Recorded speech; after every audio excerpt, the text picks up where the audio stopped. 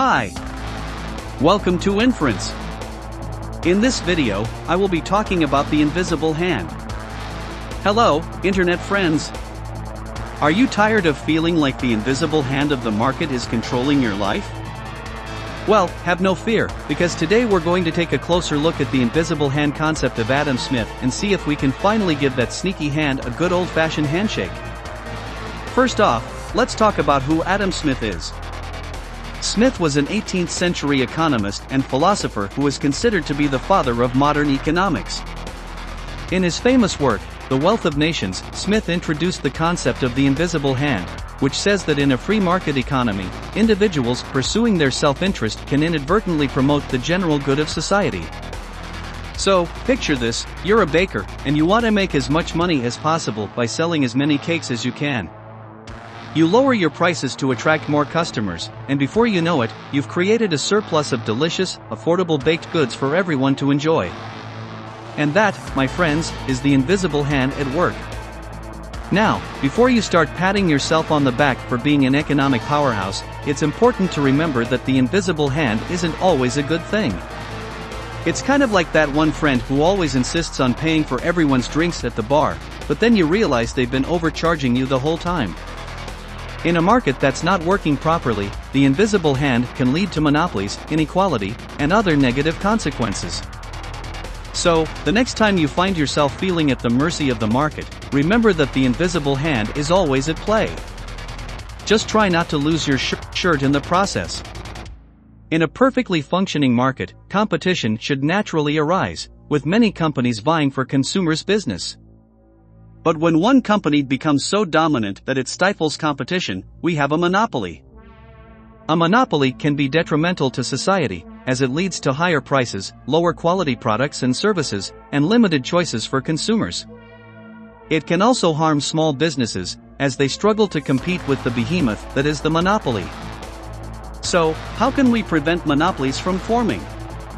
Well, there are a few ways, some of which include antitrust regulations, which are laws put in place to prevent companies from becoming too dominant. Breaking up monopolies, by forcing them to divest certain assets or businesses. Introduce new competitors by government intervention, by investing in new startups and small businesses. This will help promote competition. However, it's important to remember that these solutions aren't always perfect. Sometimes, antitrust regulations can go too far and stifle innovation. And sometimes, breaking up a monopoly can create new problems. But it is important to keep a close eye on the market and take action when necessary to ensure that competition is thriving and the invisible hand is promoting the general good. Because, as Adam Smith once said, people of the same trades seldom meet together, even for merriment and diversion, but the conversation ends in a conspiracy against the public or in some contrivance to raise prices. So, be vigilant, and remember that just because the invisible hand is at work, doesn't mean it can't use a little guidance now and then. But wait, there's more. You see, Adam Smith's concept of the invisible hand goes beyond just the economy.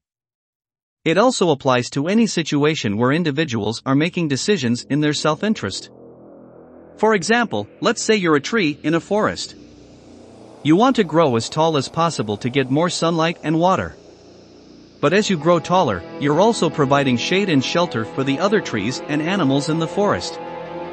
Again, the invisible hand is at work, promoting the general good of the ecosystem, even though each individual tree is only looking out for itself.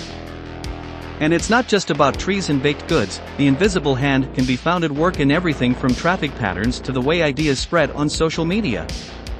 But remember, just like in the market, not all self-interest is created equal.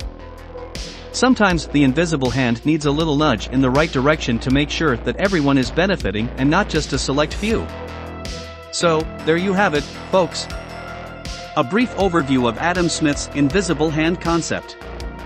Now, go forth and be your little economic powerhouse. And don't forget to share this video with your friends and family, because, who knows, you might just be nudging the invisible hand in the right direction. Alright, folks, that is it for this video. I hope you enjoyed it and learned something new about the invisible hand. Thank you for watching. Have a good one. Goodbye.